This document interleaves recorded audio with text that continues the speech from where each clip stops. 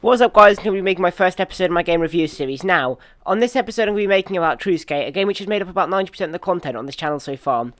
So, I'm going to be going into more advanced games soon and diversifying a little bit, but that's after I build my PC, which I've just got most of the parts for already. Anyway, let's get into the review. So I'm going to start off the controls. The game has relatively intuitive controls where you swipe the skateboard in a relatively simple way. So you swipe in the direction you want to go and you can turn by not tilting, but pushing on the nose in the direction you want to go and pulling on the board essentially, like you would with a real skateboard. You can move along by swiping on the ground, which is quite realistic as you would swipe on the ground with your legs when you're skateboarding in real life. And so the controls are relatively intuitive. The physics in this game is also quite good, so your skateboard is not fixed to a plane like in some games such as Touch Grind, so you can move completely freely of any sort of control, and which allows you to do better sort of late tricks in the game, as well as have a better freedom of what tricks you can do. There's also a trick detection system in this game, which puts on the screen which trick you've done. Now, this trick detection system is relatively accurate, unless you're doing a lot of spins or flips without landing. If you don't land it very cleanly, sometimes it will detect it as too little or too much rotation, or it might detect it as entirely the wrong trick, so that can be annoying, especially with stuff like double impossibles and impossibles. They can often be registered as pop shove-its and stuff if you don't do them exactly as the game would want you to do. Now, there's also a glitch mode in the game, which is mainly used for the speed bug, where if you swipe on the bottom of the screen really quickly, you can go quite fast, a lot faster than you're meant to go. There is also a crash cam feature, which allows you to crash or not crash. So if you hit the ground too hard with a crash cam on, you'll fall off your board essentially, whereas if you hit the crash cam with it off, you'll stay on the board and you can keep skating. Now, this can be useful if you want to do big tricks, say jumping off the top of the starter ramp in Mondo, which can be used to do some of the biggest tricks in the game, as well as some other stuff, like if you want to do anything big, any sort of bigger tricks. If you don't have a good landing area, you'll want to have crash cam off. Anyway, there's also realistic mode in this game, which inhibits the ollie height. Now, you relatively have a sort of arcade ollie height where you can go about 1 meter in the air, or with the glitch, which I've made a video on how to do, you can go about 2 meters. It's quite easy to do. But one realistic mode, you're limited to about 1 or 2 feet, which is a sort of height a regular experienced skater would be able to ollie at. Now, this mode is not, I don't personally like it that much, so a lot of people are quite into it, and some people are quite sort of elitist about it, saying if you're not on the realistic mode, you're a bad player or something. Though I think any player who plays any mode is good. We just have different play styles. Now, there are also events in this game, so these events are often on events such as Christmas or for like Americans Thanksgiving, stuff like that. I'm personally in the UK, so we don't really have that over here. But there are aspects of that. So you win DIY obstacles or skate parks or certain skateboards. One of which actually allows you to grind quicker.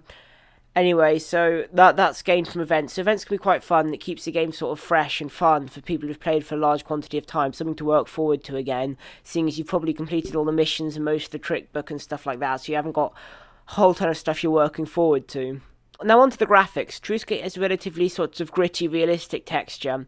Now, this has reasonable detail and is a lot better, personally, in my opinion, than the sort of cartoony aesthetic or just badly graphic design in some other skate games.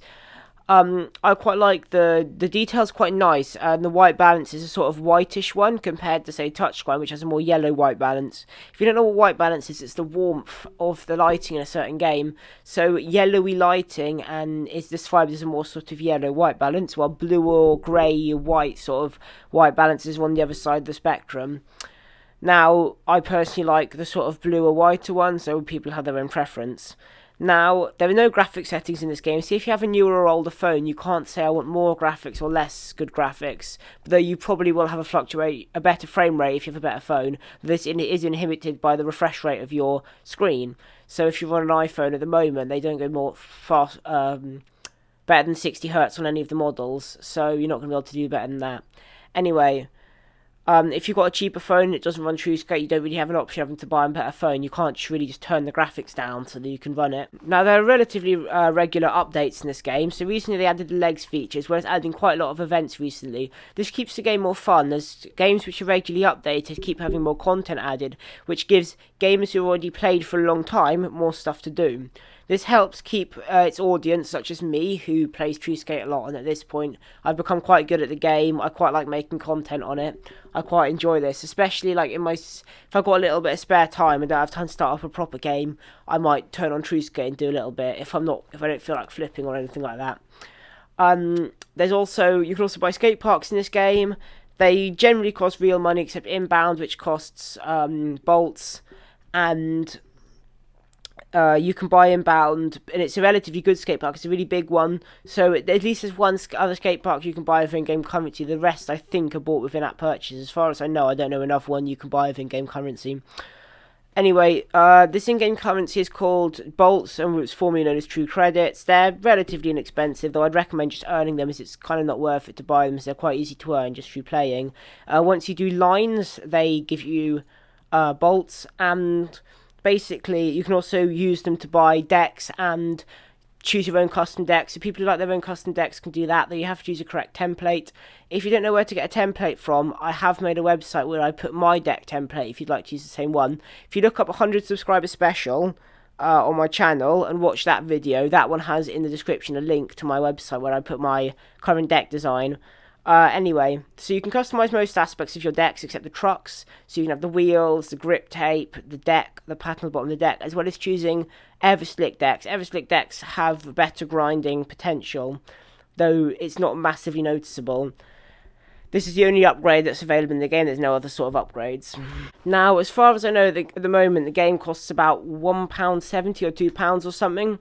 So it's not too expensive, but in my mind it's worth the money. There are also in-app purchases in the game. Most of the skate parks cost about £1, though for a pack of 6 skate parks, you can get them for £5. So you get a little bit of a discount. That's 80p a skate park.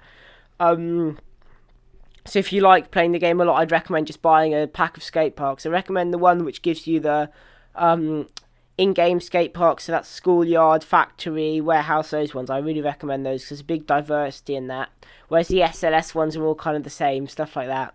So for the rating on this game, I'm going to put it in a 4.5 on the basic games category. It has fun gameplay, which I don't get bored of easily, and events added to keep the game fun. The graphics are overall quite good and probably the best out of the mobile skating games, and each part of the board can be customised except the trucks. Anyway, thank you for watching, and I'll see you in the next video.